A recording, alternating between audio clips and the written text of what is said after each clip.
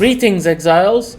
Today we have an insane Herald Bomber attribute stacker build that can clear the entire screen in a single hit. It is enabled by stacking all three attributes and then using item like Pillar of the Caged God, which increases damage and area of effect with attributes. We also have Hand of Wisdom in action, which provides the majority of our flat damage. Currently, most attribute stackers are playing with the Ritualist Ascendancy for its extra ring slot and increased effective modifiers on both your rings and amulet. But that's kinda it. It doesn't have much to show for it in terms of defense, so I decided to go with a different Ascendancy. By sacrificing some of our damage, we attained a powerful defensive layer in addition to many quality of life features, which caused this build to become the melee version of Lightning Arrow. We have 4000 life protected by 17,000 armor, 86% of which applies to elemental damage. We also have capped chaos resistance. In short, we are well rounded against all types of damage. We also don't have to worry about mana with Blood Magic Keystone. We also are semi-immune to stuns and can be slowed by chill. And we have Tribal Fury allocated, which allows our strike skills to deal splash damage for even better clearing. This allows us to get up close and arsenal with all endgame content, including pinnacle bosses. All gameplay showcased in this video is recorded on the highest level of difficulty, with many damage modifiers rolled on maps with delirium layers. Alright, let's stop wasting time and get started with our Ascendancy. We are a Titan, for many reasons. First, we take Colossal Capacity. This node is useless for us, but we still need to take it in order to unlock the node behind it, which happened to be one of the strongest Ascendancy nodes in the game, and that is Hulking Form. This one increases the effect of all of your small passive nodes by 50%. This affects everything except the small attribute travel nodes. In the context of this build, this node translates into 30% more damage and 15% more effective hit pool. Anyway, next we got Stone Skin. This node increases armor gain from our body armor by 50%.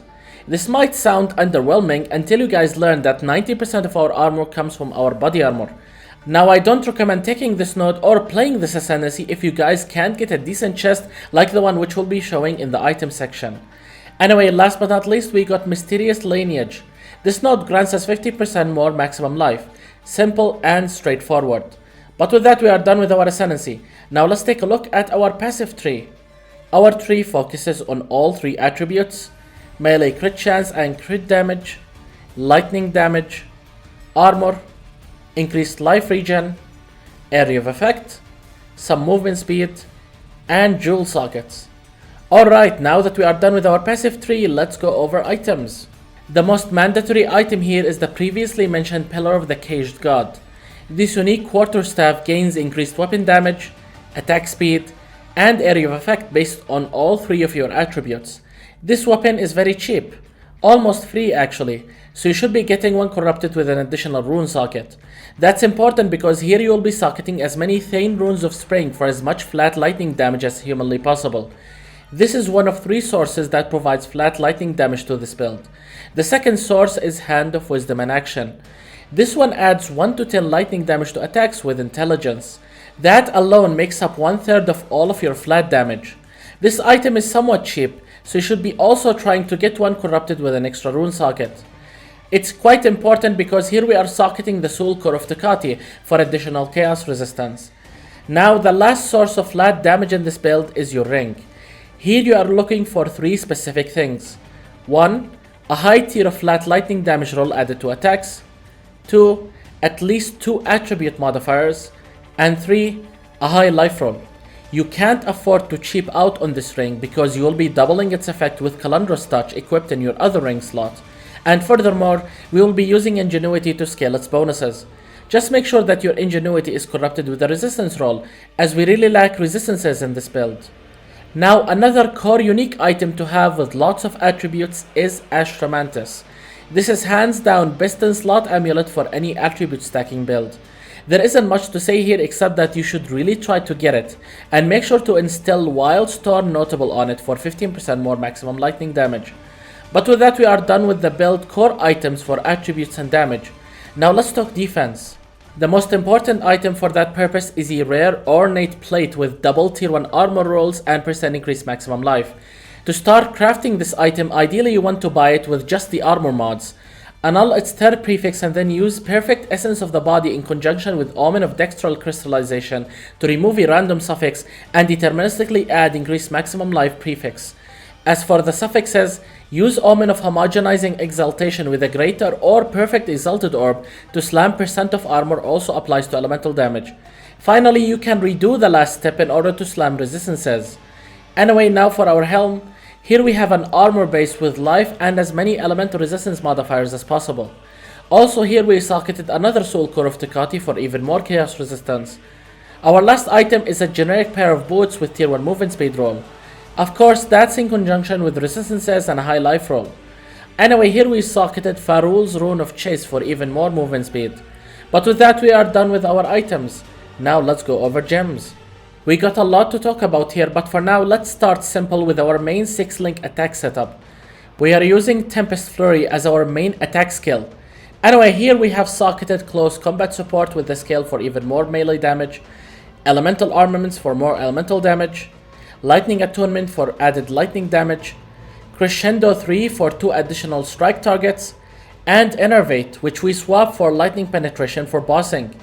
Now to further increase our single target damage, we got a 6-link Tempest build setup.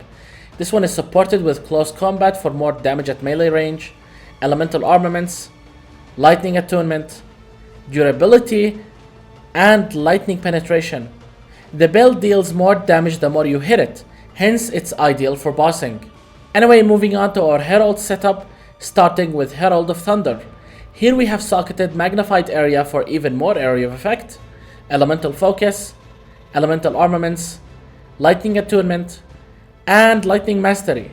Last but not least, we got a 6-link Herald of Ash setup. Herald of Ash doesn't respect the damage type that procs it. It only cares about overkill damage. This is great because lightning damage has higher overkill potential than fire damage, which makes it more suitable to be used with Herald of Ash. Anyway, here we have also supported this with Magnified Area.